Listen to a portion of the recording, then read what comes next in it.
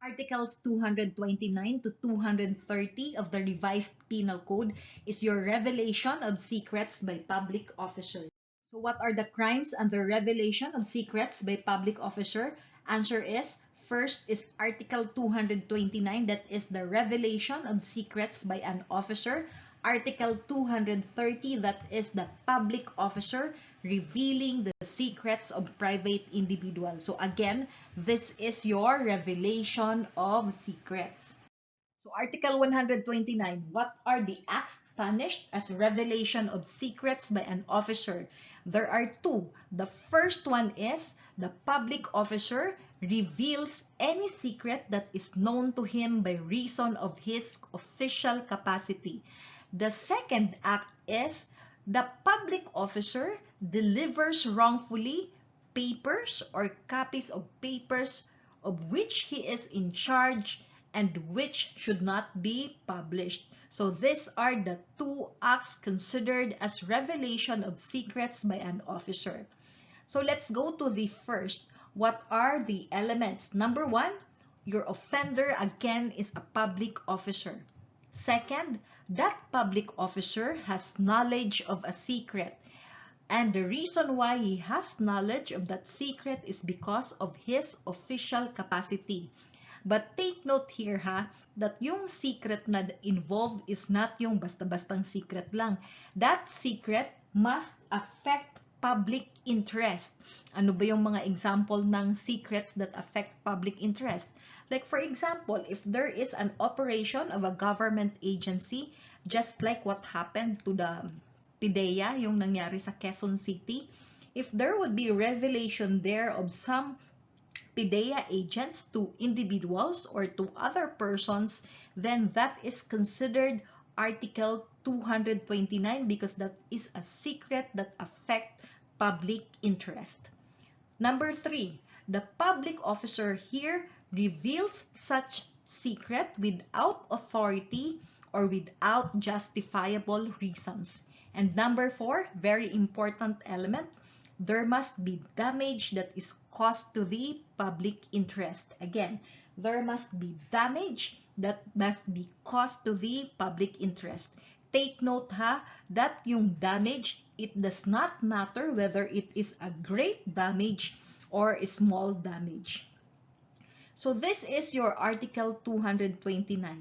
How about if there would be a revelation of secrets of the state to a foreign nation? Kasama ba yan sa Article 229?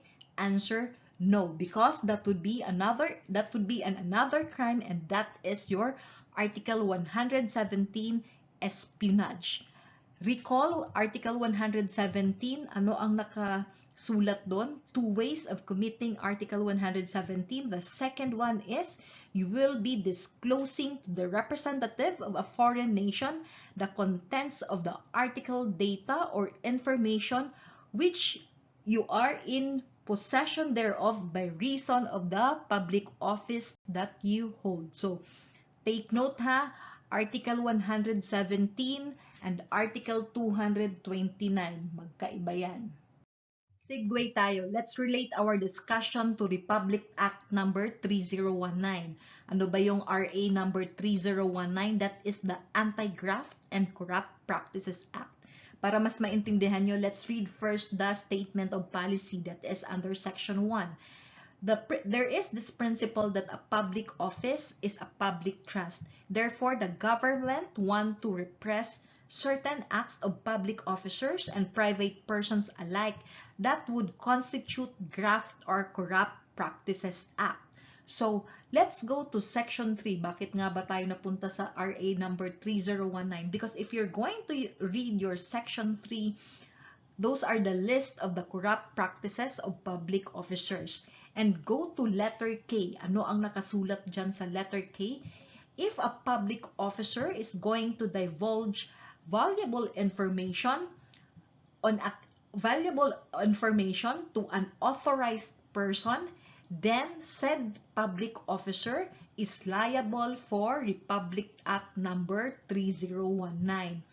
And if pag binalikan mo si Article 229, Di ba parehas lang naman sila? Eh bakit gumawa pa ng Republic Act number 3019?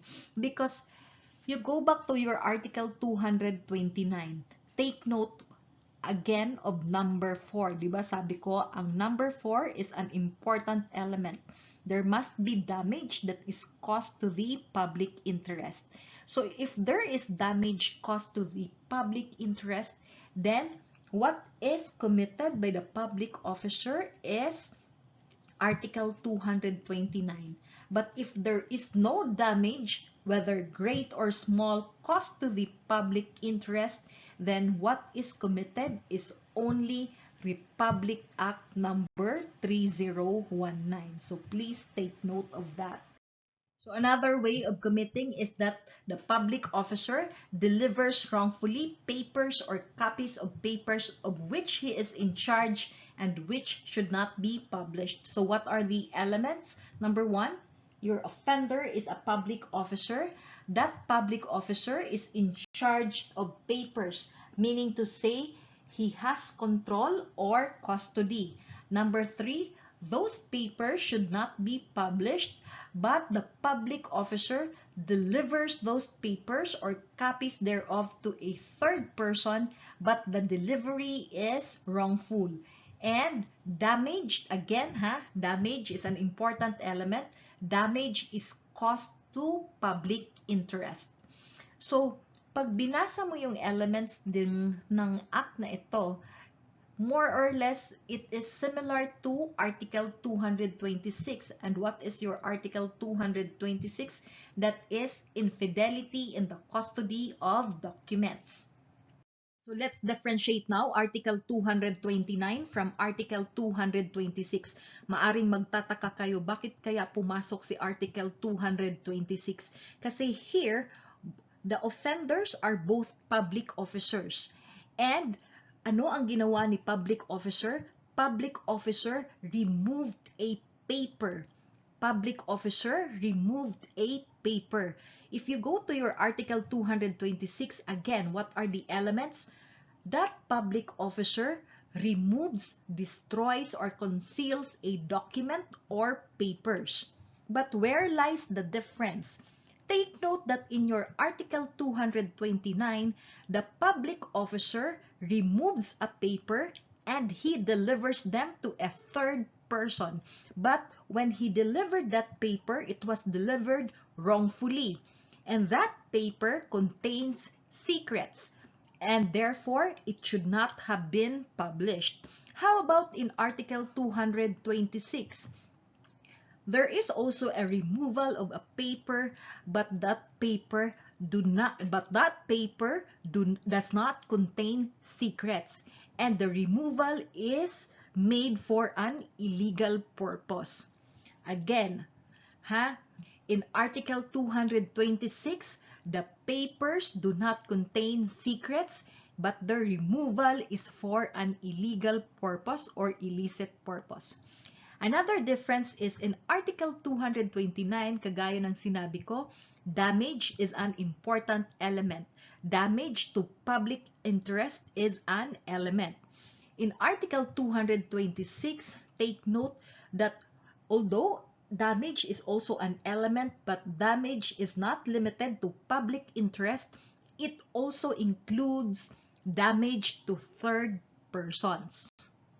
So let's relate our discussion to the Republic Act number 9372. Ano ba itong RA number 9372? Let's go to section 1. So this is your Human Security Act of 2007. And in section 2, there is this declaration of policy. It is the policy of the state to condemn acts of terrorism because terrorism is a crime against the Filipino people. It is a crime against humanity, and it is against the law of nations. So if you go to your section 46, that is the unauthorized revelation of classified materials, section 46 is very clear. If there is any person, police or law enforcement agent, judicial officer, or civil servant who reveals in any manner or form any classified information related to the terrorism, then he shall be punishable for the penalty of 10 years and 1 day to 12 years. Take note that meron niyang exception unless he is authorized by the Court of Appeals to do so. Okay, so let's summarize what we have just discussed. Let's take a look at the interplay of the revised penal code, RA 3019 and RA 9372. Our common denominator is our offender. Who is our offender? He is a public officer. And what did he do? What did the public officer do? He revealed information. So if the public officer revealed information that is secret because it affects public interest and there is damage, then he is liable for Article 229 of the RPC. That is your revelation of secrets by an officer. But if that public officer revealed information but there was no damage, then he is liable only for Republic Act number 3019. That is your Anti-Graft and Corrupt Practices Act. But what if that public officer revealed information and that information concerns the defense of the Philippines and he revealed it to a representative of a foreign nation? Then RPC is committed. Specifically, Article 117, that is your espionage. But if the information revealed by the public officer has something to do with any violation of Human Security Act or acts of terrorism, then he is liable for RA number 9372. Ipasok na rin natin yung Article 226, that is your infidelity in the custody of documents. Here, the public officer removes documents, but those documents are not secret. So let's go now to Article 230, that is the public officer revealing the secrets of private individuals. So number one element is offender is a public officer. Number two, that public officer has knowledge of a secret. Secret nino? Secret ng isang private individual by reason of his office. Number three, chismoso itong si public officer. He reveals such secret without authority from the private individual or without justifiable reason. Segue ulit tayo. Let's go to Article 209. That is your betrayal of trust by an attorney or solicitor. So if you read Article 209, you will know that there are 3 acts that is being punished as betrayal of trust. And take note of number 2. Ano yung number 2? Again, there would be a revelation of information. The lawyer will reveal any of the secrets of his client learned by him in his professional capacity. So, i-relate pa natin ang ating discussion to Articles 290, 291, and 292. So, these are crimes considered as crimes against personal liberty and security. Bakit tayo napunta sa Articles 290 to 292? Because here, there is again revelation of information, revelation of secrets. But take note of your offender. Who is your offender? In Article 290, your offender is a private individual, or it includes also a public officer, but that public officer is not in the exercise of his official function. In Article 291, your offender is a manager, employee, or servant. In Article 292, your offender is a person in charge, employee, or a workman of a manufacturing or industrial establishment. But ano ang kanilang common denominator? Again, there would be revelation of information. So to recall, if your offender is a public officer, ang applicable crime is Article 230, that is a public officer revealing the secrets of a private individual. But if your offender is a lawyer, hindi Article 30 ang applicable, but Article 209, that is the betrayal of trust. And if the offender is a private individual, then what is the applicable article? Articles 290, 291, or 292, depende sa situation or depende kung sino ang individual or offender involved. So let's differentiate Article 229 from Article 230 para mas lalong maging malinaw. So let's go first to their common element. The offender in both Article 229 and Article 230 is a public officer, and that public officer has knowledge of a secret. The reason why he has knowledge of a secret is because of his office. But what is their difference? In Article 230, take note that there is only one way of committing it, and that one way is the public officer will reveal the secret of a private individual. How about in Article 229? There are two ways. First is the public officer will reveal the secret known to him, and second, he will deliver wrongfully the papers or copies of papers of which he is in charge and which should not be published. Another difference is yung secret in Article 230 is the secret of a private individual. How about in Article 229?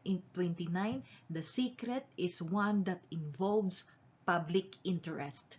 And another difference, last, is damage. In Article 230, damage is not an element. In fact, hindi nakasulat dun among the elements. But in Article 229, kagaya ng sinabi ko, take note, very important element, that there must be damage to public interest. Again ha, in Article 229, take note that damage to public interest is an element.